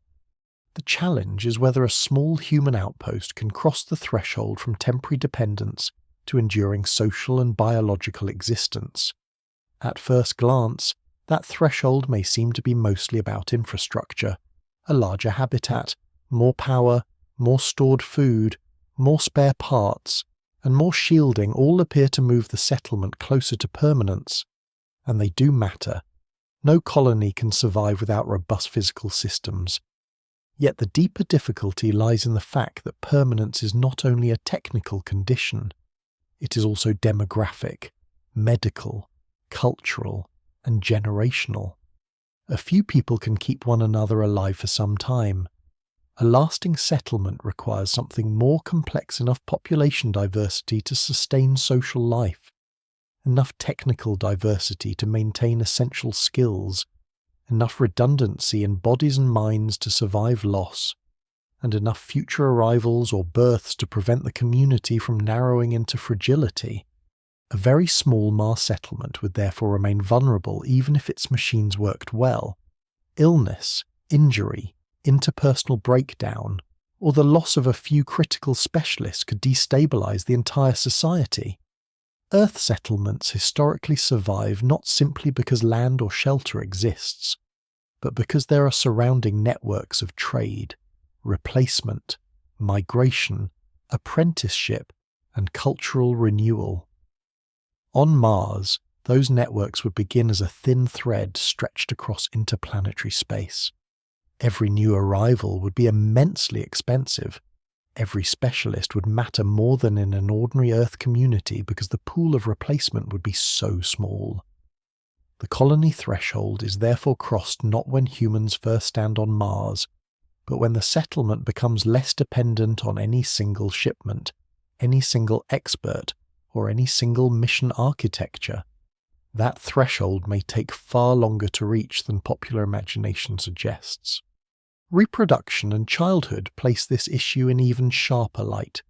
If Mars is to become more than a remote outpost, then eventually the question arises of whether human beings can begin, carry, and complete life there across generations. At present, that question remains deeply uncertain. It is not only pregnancy that matters, though pregnancy alone would present major unknowns in partial gravity and higher radiation. It is the entire developmental path of a child. Bones grow under load. The cardiovascular system matures within gravity. The brain and sensory systems develop in a body that learns orientation, balance, motion, and environmental trust through Earth conditions. Mars would alter all of these. It remains uncertain whether fetal development, infancy, childhood growth, puberty, and adult maturation could occur normally or safely in Martian gravity and radiation conditions. Even if some stages proved possible, the full medical, ethical, and developmental picture would still be unresolved. This uncertainty means that the first Martian settlement might survive only as a settlement of arrivals, not yet as a self-reproducing society. That dependence would matter enormously. A colony that cannot yet raise healthy generations locally is still dependent on Earth, not only for supplies but for people. Genetic diversity adds another layer. A lasting human population requires enough diversity to avoid severe biological narrowing over generations. A tiny founding group would not be enough. Even if reproduction were possible, a small isolated population could quickly face long-term genetic constraints unless many more settlers arrived over time. That means the colony threshold is tied to scale. A handful of astronauts, or even a few dozen settlers, might create the beginning of a presence. They would not yet create a robust human branch.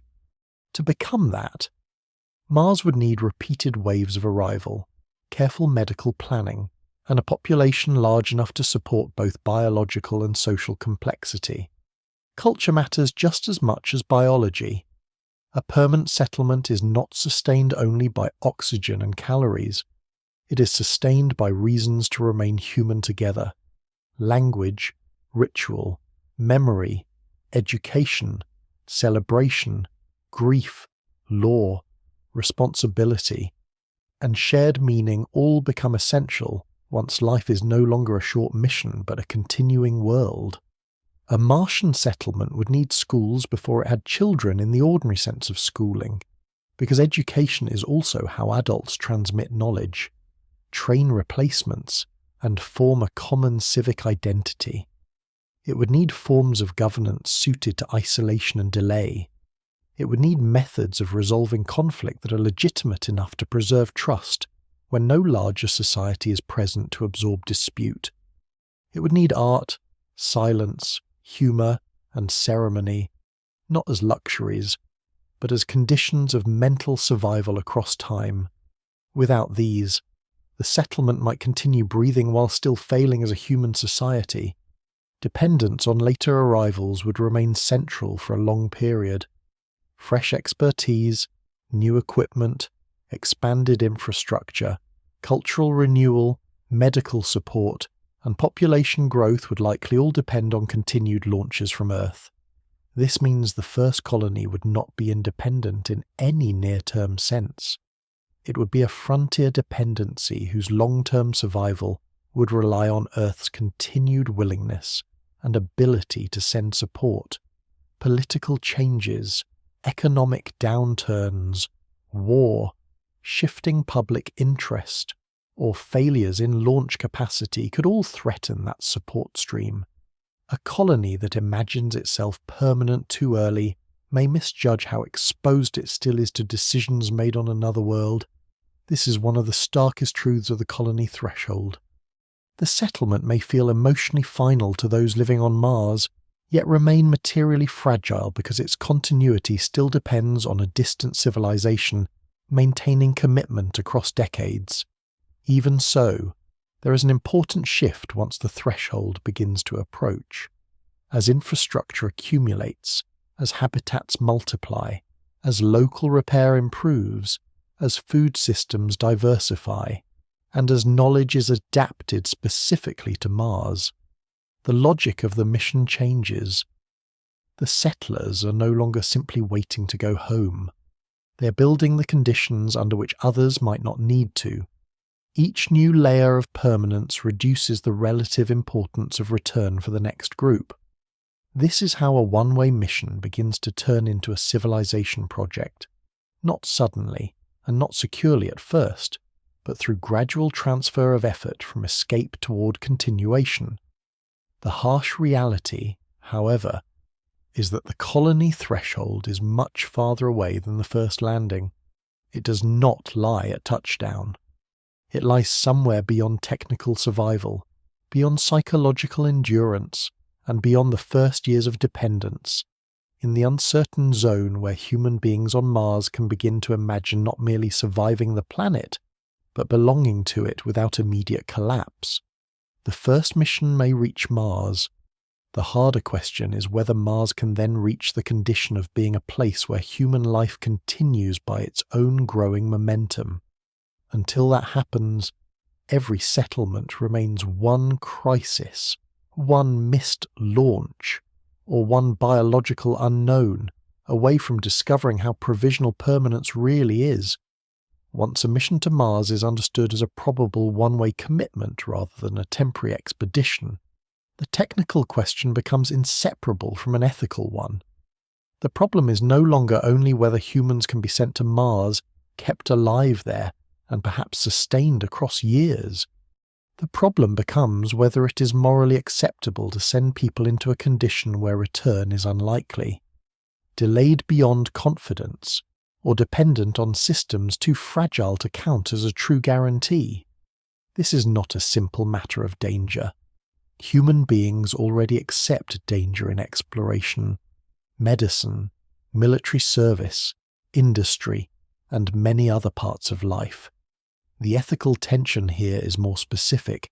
It concerns permanence, informed consent, institutional responsibility, and the possibility that a mission celebrated as heroic might in practice become a managed abandonment.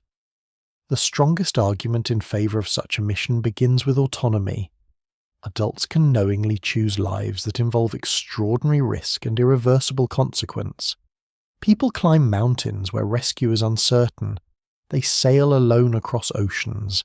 They volunteer for hazardous research, disaster response, and remote deployments.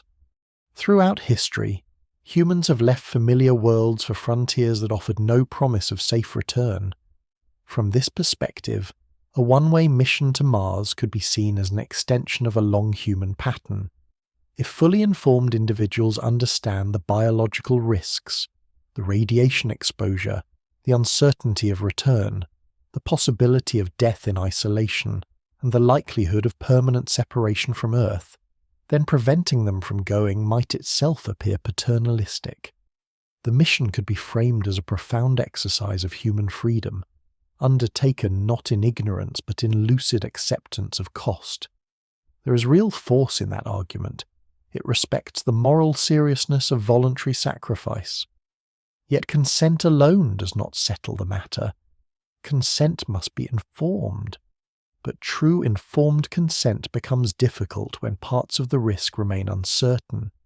No one has yet lived for years on Mars. No one has completed the full biological sequence of transit, long-term Martian residence, and attempted return. No one knows with complete confidence how radiation, partial gravity, isolation, and long-duration closed-loop survival will combine in real human lives over that span. A volunteer can understand that uncertainty exists, but uncertainty itself has ethical weight.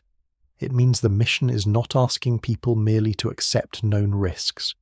It is asking them to enter a field of partially unknown harms.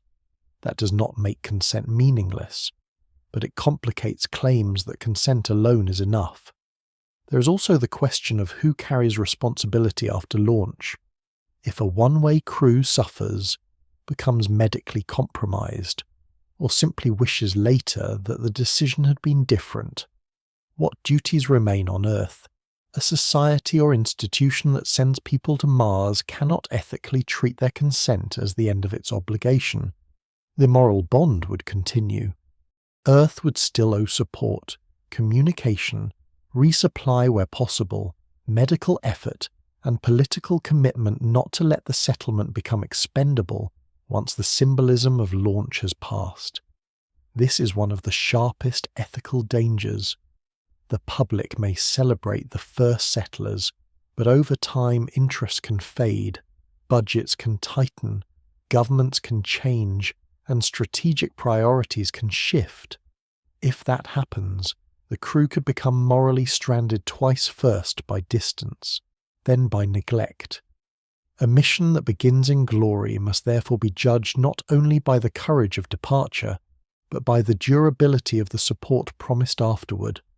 Another ethical concern lies in how the mission is described. Words matter because they shape both public consent and crew expectation. If a mission is advertised as exploratory, while its structure makes return deeply doubtful, then language itself becomes part of the moral problem. The difference between a dangerous round trip and a practical colonization attempt is not cosmetic. It changes how the crew understands their future, how families understand their loss, and how institutions are held accountable. Honesty requires naming the mission according to its real conditions. If the first human mission to Mars is effectively a commitment to permanent settlement, unless many fragile things go right, then presenting it as a normal, returnable exploration mission would be ethically misleading even if the fine print were technically accurate. The mission must be described in a way that matches the lived reality it is likely to produce. There is also a question of selection. Who would be chosen for such a mission, and by what values? A one-way settlement effort might favor extreme psychological resilience, technical versatility, health robustness, and willingness to sacrifice family continuity on Earth. But these criteria could easily slide toward troubling ideals of disposability, as if some people are more suitable for permanent separation because they have fewer attachments or because their identities fit a romantic image of frontier hardness. Ethical selection must resist the temptation to treat settlers as instruments of species ambition. They would be persons first, not merely carriers of a project. Their humanity cannot be reduced to their utility in achieving a milestone. The mission also raises intergenerational questions. If a one-way settlement eventually leads to children being born on Mars, then those children would inherit a condition they did not choose. They would begin life in a world of higher radiation, uncertain development, limited freedom of movement, and perhaps no practical ability to visit Earth. Even if the first mission involves only consenting adults, the ethical trajectory of settlement soon reaches people who cannot consent to the environment that defines their lives. This does not mean no settlement can ever be justified. It means the moral horizon extends beyond the first volunteers. The decision to begin a permanent presence on Mars would be a decision with consequences for future persons whose interests must be considered even before they exist. Yet there remains a powerful counterpoint. Some may argue that human history advances through commitments that initially seem too severe, and that creating a second human world could ultimately reduce existential risk, expand knowledge, and deepen the meaning of civilization. If humanity remains forever confined to one planet, then all future generations remain bound to a single point of failure.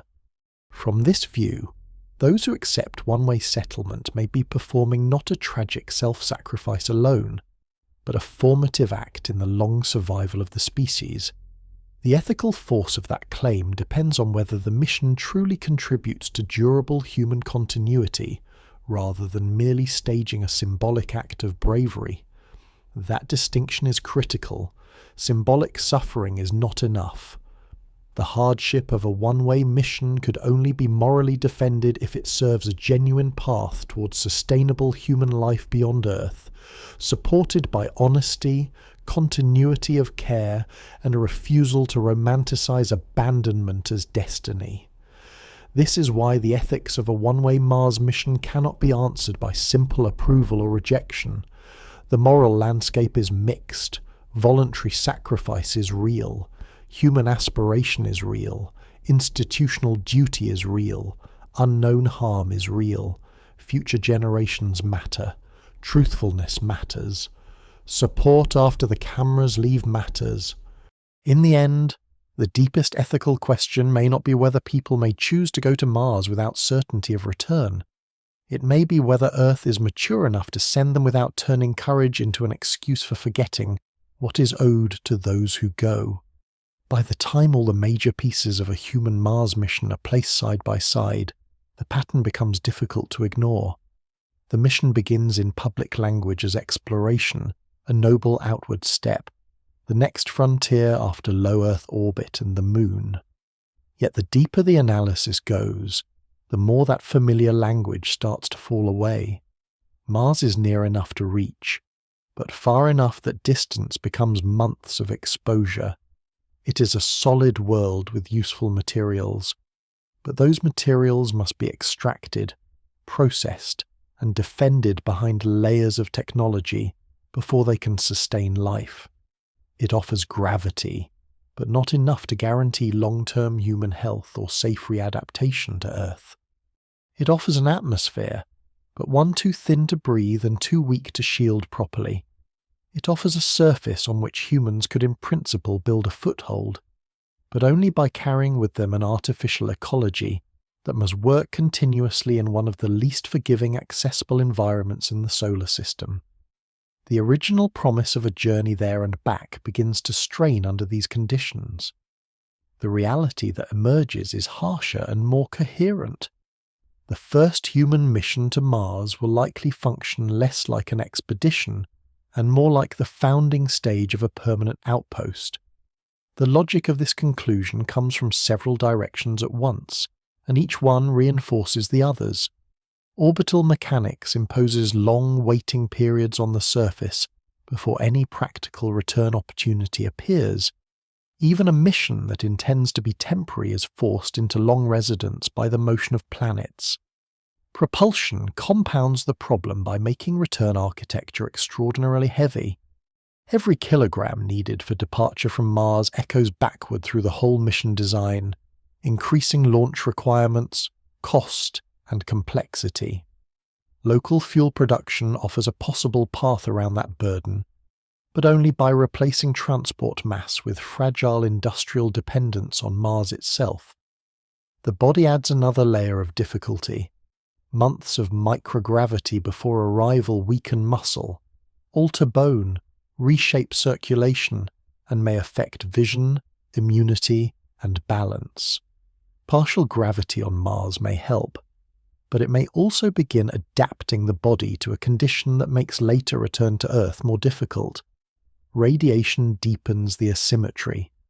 A second-long interplanetary crossing adds cumulative exposure that may make staying under shielded surface habitats seem biologically less punishing than attempting to come home.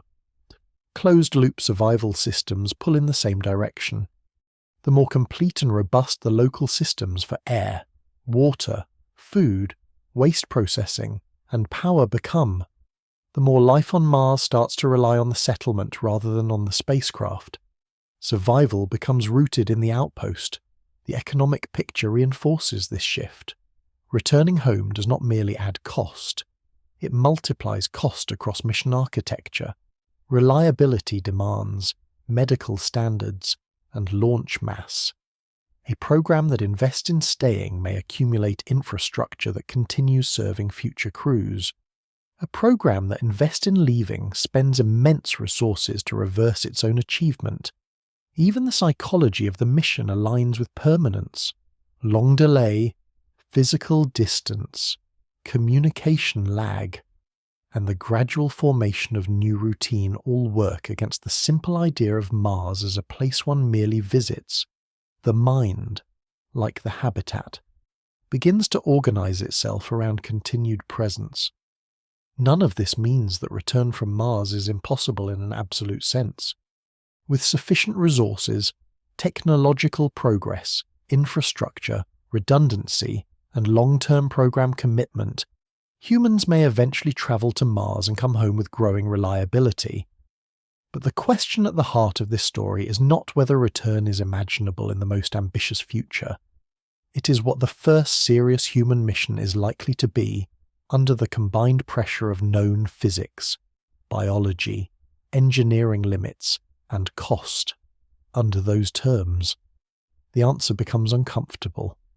The first people sent to Mars may go with language of exploration, but they will live under conditions closer to colonists than to astronauts on a temporary visit. Their survival will depend not on a simple return ticket waiting in reserve, but on the success of a growing local system that supports continued life on the planet. In effect, the mission will cross a conceptual line. It will no longer be about touching another world and retreating. It will be about accepting that another world must begin to hold human life continuously, even if in fragile form, because the full price of leaving again is too high in too many domains at once. This is the harsh conclusion hidden beneath many hopeful visions of Mars. The first mission is likely to be one way, not necessarily because every planner desires permanent exile, but because every major constraint pushes in that direction. Time pushes there, fuel pushes there, radiation pushes there, biology pushes there, infrastructure pushes there, economics pushes there, ethics, even while warning against abandonment, also pushes toward honesty about what the mission really is.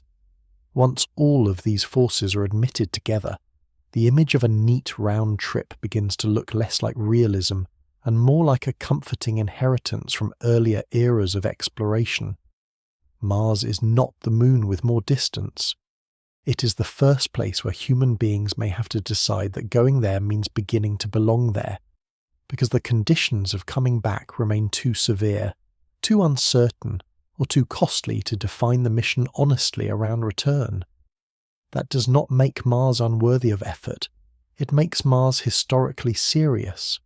The first human footprints on that planet, if they come, will not simply mark arrival. They will mark the moment when exploration and settlement stop being separate ideas. The people who step onto Mars may be remembered not as visitors to another world, but as the first humans who accept that the path outward from Earth may no longer bend naturally home.